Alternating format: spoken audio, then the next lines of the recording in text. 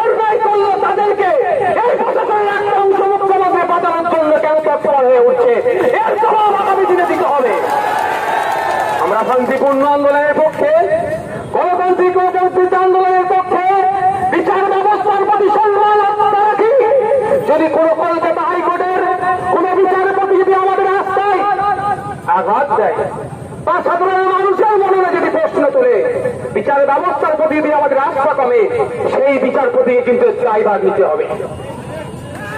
আমরা রাস্তা দেখেছিলাম রাখবো, কিন্তু দুর্ভাগ্যের বিষয় আমরা একের পর এক ঘটনা ঘটে যাচ্ছে, সেইগুলোকে ধামাচাপা দেওয়ার জন্য প্রশাসন এবং সরকার তৎপরতা দেখাচ্ছে।